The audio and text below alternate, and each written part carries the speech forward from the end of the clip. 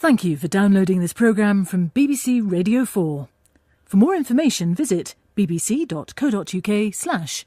4. Welcome to The Infinite Monkey Cage, the show that mixes science and rationality, although it may meander a bit. I'm Brian Cox and I understand the Pomeron. Well, I'm Robin Ince and I'm sometimes, in fact frequently, confused by the gender-swapping nature of the slipper limpet. Coming up on The Infinite Monkey Cage this week, we'll be discussing the possibility of intelligent life beyond our solar system, the search for signals from alien civilizations, and we'll be imagining what they might make of us. And if they decide to pay us a visit, how would they get here? It was triangular in shape, a fairly bright, luminous grey-green, and one of the oddest things about what we saw was the way this object, whatever it was following our flight absolutely perfectly, as if it were flying in formation. The truth behind UFOs, alien visitations, and some other great conspiracy theories. Helping us separate the science fact from the science fiction, we've got two extra primates inside the monkey cage today. Seth Shostak, a senior astronomer with the SETI Institute in California, whose job is to search for intelligent life beyond our planet, and a filmmaker and author who's made his reputation covering some of the more peculiar beliefs out there, from examining David Icke's obsession with lizards ruling the world, to looking at alien abductions with Robbie Williams, to the US Army's attempts at psychic warfare in his book, now film, The Men Who Stare at Goats, John Ronson. Hello. By the way, I have to ask you, John, first of all, we won't talk about David Icke anymore, but that was one of your more famous early documentaries.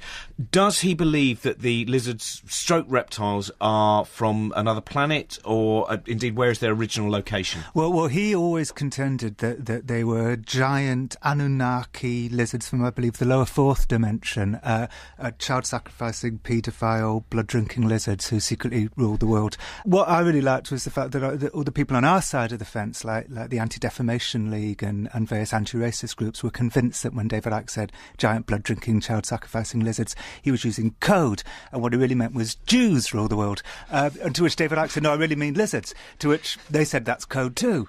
So that's what I love about that particular story, that the crazier the people on the fringes get, the crazier our responses towards them. On more scientific matters, Seth Shostak, you work for the SETI Institute, which stands for the Search for Extraterrestrial Intelligence.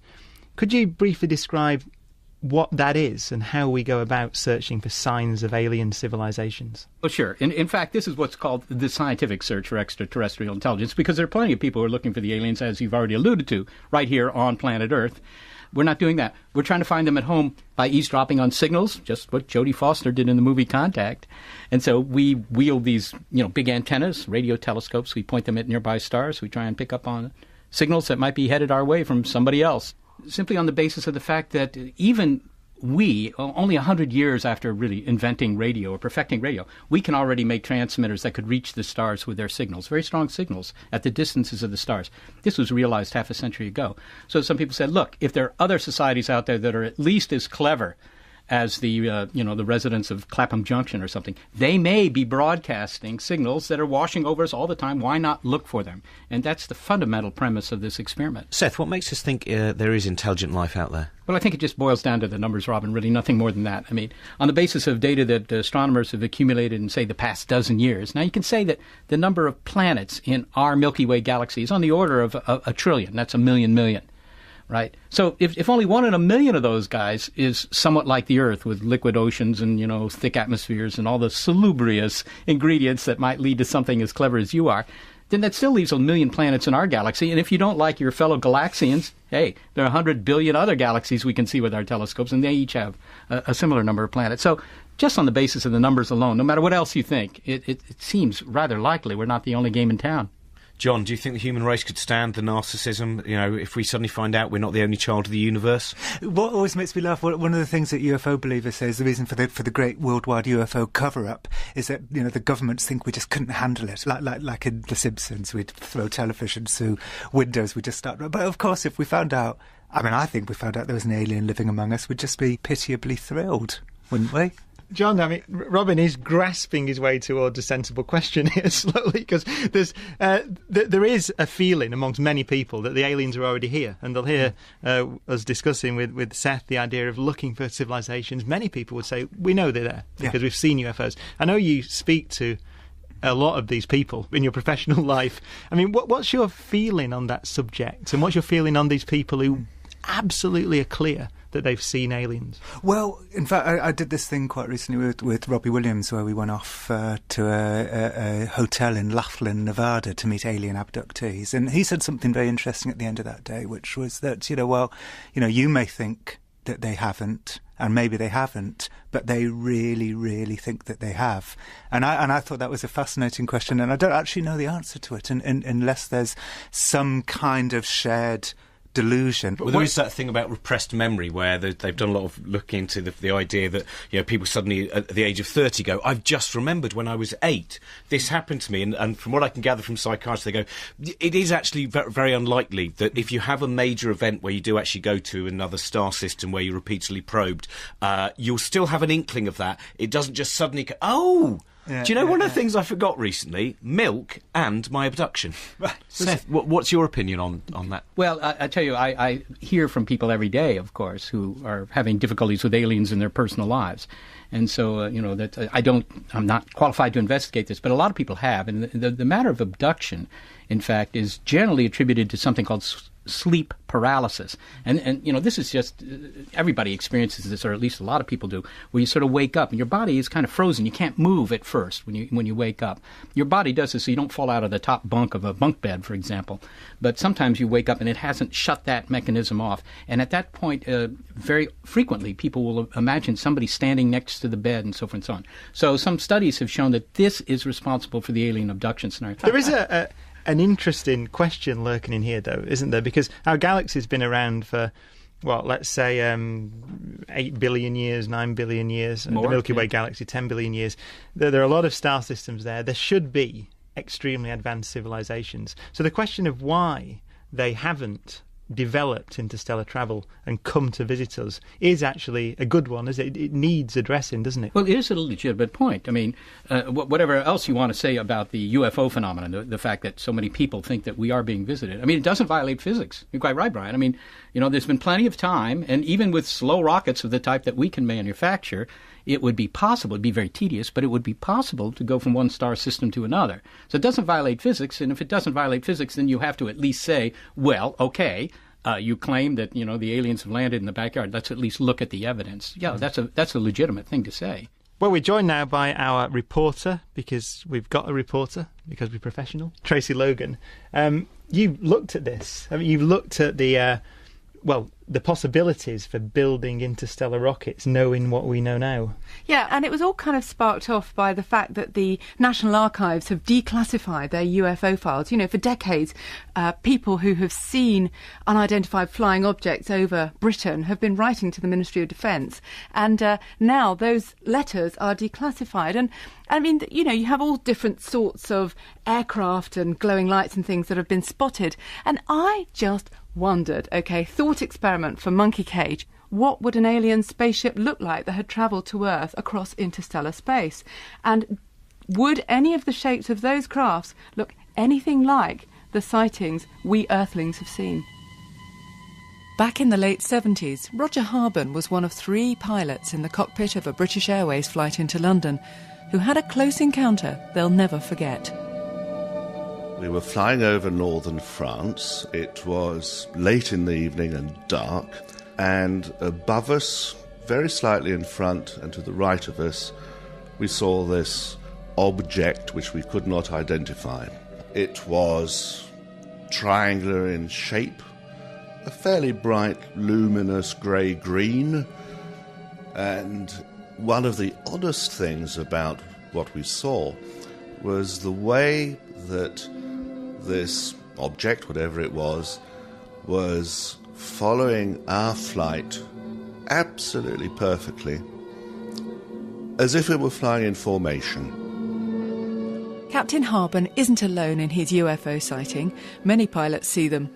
But was his an alien spacecraft or something else? Was it even the right shape for interstellar travel? Hi, I'm Robert Frisbee, recently retired from NASA's Jet Propulsion Laboratory.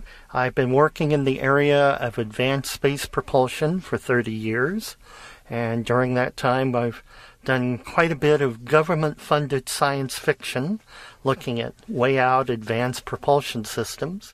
There are no flying saucers or even shimmering green triangles on Dr. Frisbee's drawing board, but 3 likely options for spacecraft travelling at half the speed of light, when trips to or from infinity and beyond become more practical. Aliens may already possess such craft, all giants by Earth standards. The first one is a matter-antimatter rocket, where you take subatomic particles and react them, then focus with a magnet to produce useful thrust. The antimatter rocket is basically shaped like a very, very long needle, thousands of kilometers in length. The second option would be to use a solar sail that's pushed by a very powerful laser. The sail itself is just a very thin circular sheet of aluminum metal. So imagine a sail 1,000 kilometers in diameter coming towards us. The third option is the Bussard interstellar ramjet. The basic idea is to take hydrogen from interstellar space and compress it down using this huge funnel to such high temperature and pressure that the hydrogen undergoes fusion. In this case, the funnel is enormous. It's about half the diameter of the Earth, but its length is almost twice the distance between the Earth and the Moon. Very large structures, but that's the nature of the problem of trying to go half the speed of light. The waste products released by alien spacecraft could be used as an early warning system by Earth's astronomers. They're processes, says Robert Frisbee, that could help confirm aliens heading our way in outer space. Perhaps a more practical system than national UFO hotlines like the one Britain's Ministry of Defence closed down just last week. Still, they said they were only interested in enemy aliens of a terrestrial kind anyway. Very interesting, and they're Dr. Frisbee, and one of the childish things is Brian Cox is meant to be a professional physicist, and yet when he heard the name Dr. Frisbee, he found that funny, the fact that he was involved. It is a happy coincidence, his name, and that he studies things which some people might regard as generally flying saucers, but he doesn't actually look into flying saucers. Thank you very much, Tracy Logan. Now, John, as you were saying earlier on, you went out to Nevada with Robbie Williams, where you met people who believe they may well have been abducted. Did you go UFO watching at all? Have you ever experienced something that you believe is beyond explanation? No. Unfortunately, I've never seen a UFO. I've never seen anything that could possibly be a UFO. You know, obviously my big question, and it's every skeptic's big question, is if aliens, live among us and UFOs fly around, why do they always reveal themselves in ambiguous ways? And I asked Robbie Williams that question, and he said, well, I think they're there all the time, but once in a while the shield of invisibility accidentally comes off and they just reveal themselves for a few seconds. I've never bought that, you see, because the technology is utterly wonderful, clearly, if you can fly across interstellar distances. And the notion that it occasionally fails, revealing them for a moment, or that they try to wipe your memory and don't do it very well after all the probing that they've done and understanding of human anatomy. Honestly, I think if they were here, and I agree with John on this, the evidence would not be ambiguous, right? The Spaniards in 1492 did not sail to North America and then just sort of tease the Indians by sailing back and forth 3 miles off the coast for 62 years while the Indians debated on late night radio. Do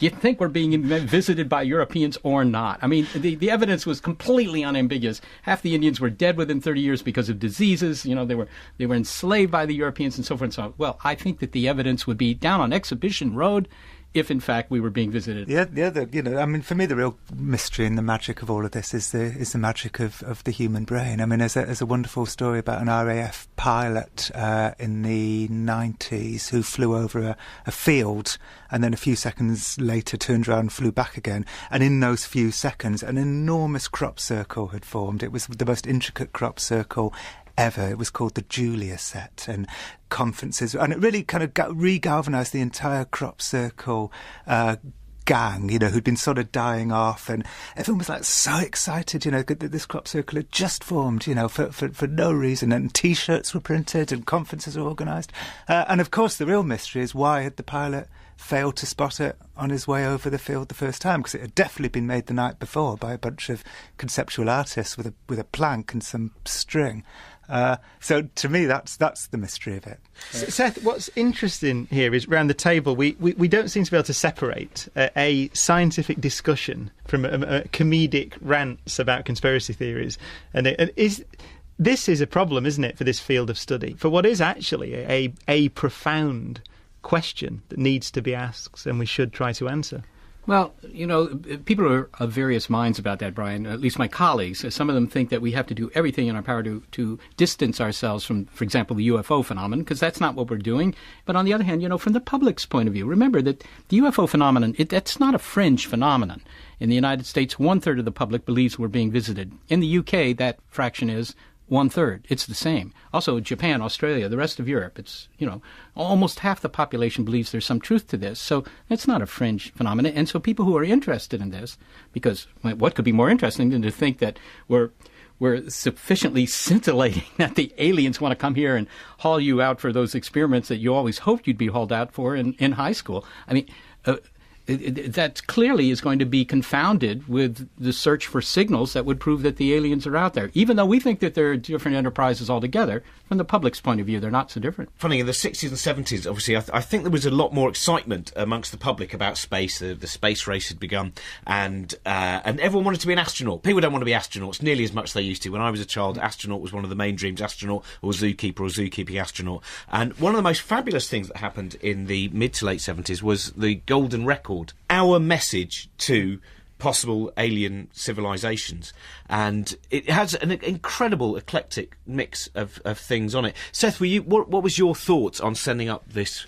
It has music, it has images, it had our position in the universe, hopefully, mapped out. Yeah, well, the Pioneer plaques, which were the predecessors to that, and that was just a greeting card glued onto the side of these Pioneer spacecraft, the Pioneer 10 and 11.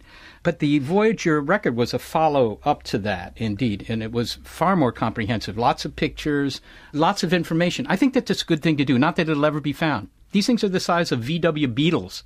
You're never going to find them in the depths of space. They're not aimed at any particular stars. They're just wandering. But it's a great exercise to ask yourself, if we ever do come in contact with other beings, what are you going to say to them? Commander Zagord. Zims Mabzozab. We have recovered a data storage device from the crashed space vehicle. Can you retrieve the data? Commander, this device is a primitive one. The information is contained within a groove etched onto the surface of this golden disc and can be retrieved only by placing a tiny pointed object in the groove and rotating the disc. It seems we will never retrieve the data from this primitive disc. Unless... Commander, with our flat, circular heads and rotating necks... Yes? What do you... Zabsmathon, you are right! Put the disc on your flat rotating head. Like this? Yes, you see? The hole fits perfectly over your orientation prong. You are right. And now, a tiny pointed object, you say? Yes. Of course I have it. Keep still while I pull my trousers down and place my mighty trudgenil in the groove. Of course, your trudgenil fits exactly in the groove. Commander, is it possible that this is how the disc is meant to be played? Yes. Now rotate your head. As if scanning the horizon for flying reptiles? Yes. Good. That is it. Fascinating. This piece's music is advanced, unlike anything we've heard before. And now I will slap my zumbles together.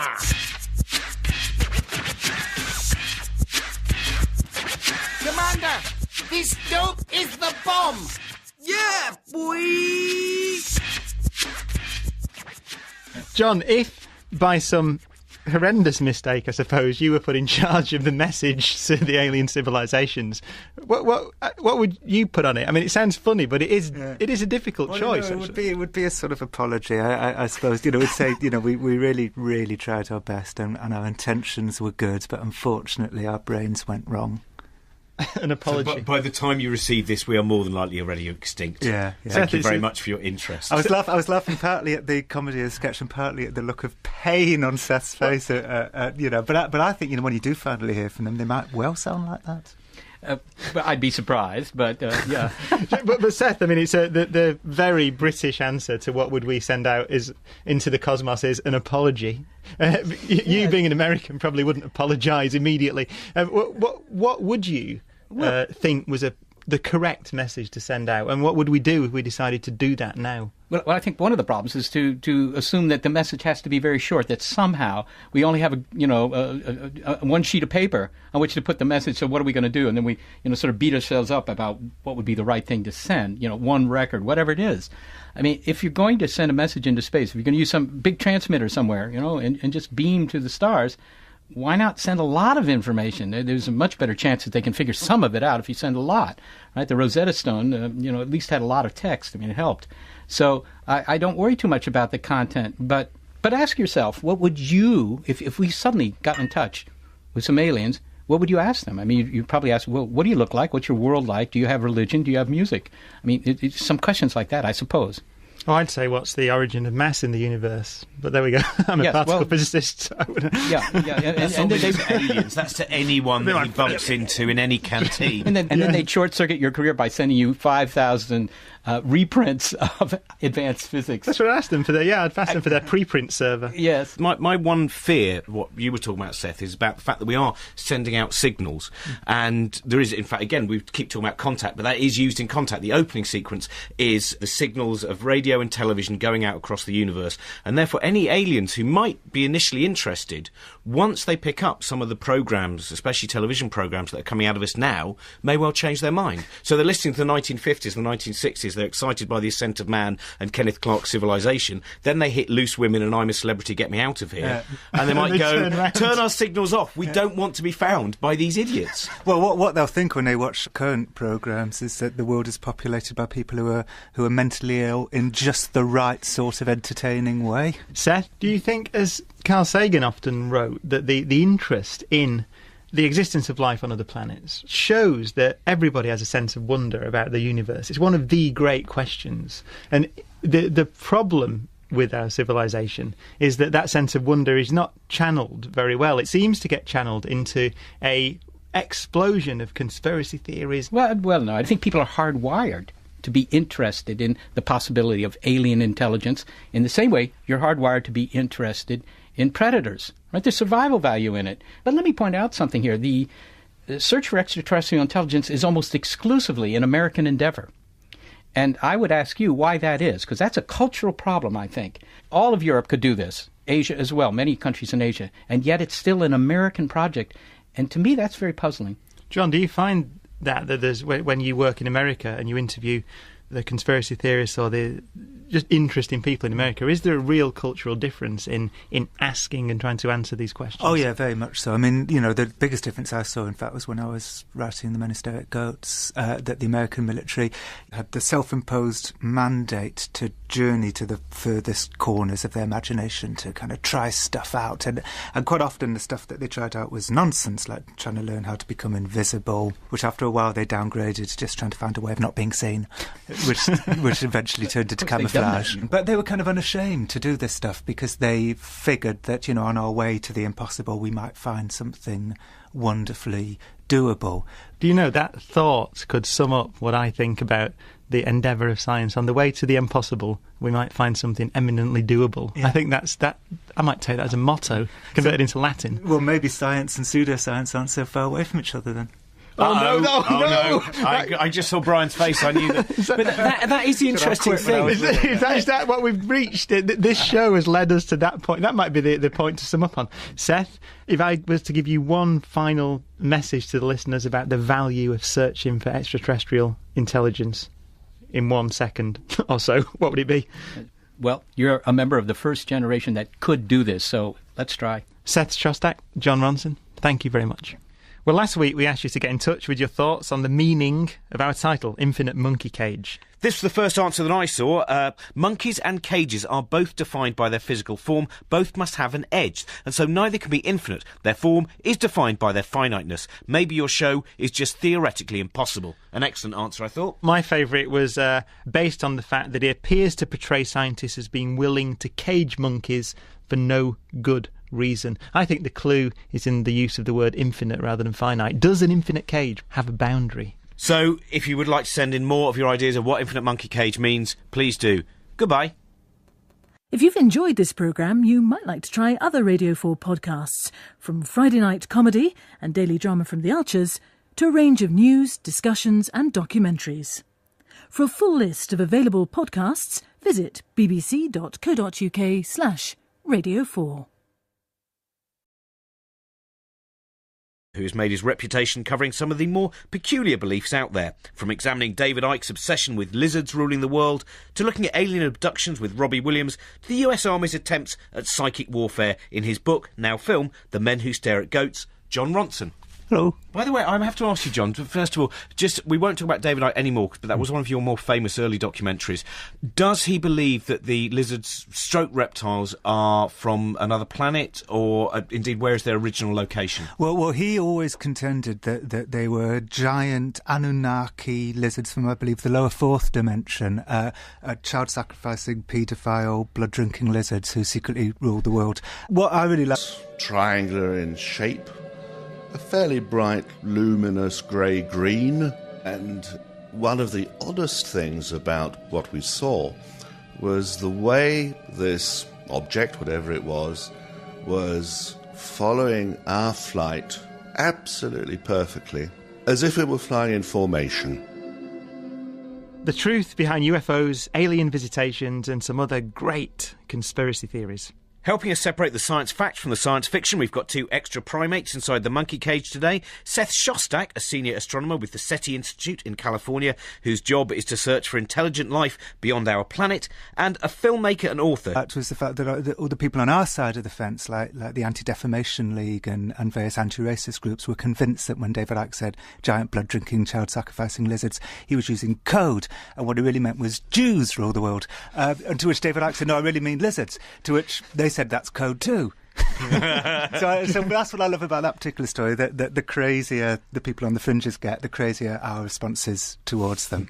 On more scientific matters, Seth Shostak, you work for the SETI Institute, which stands for the Search for Extraterrestrial Intelligence.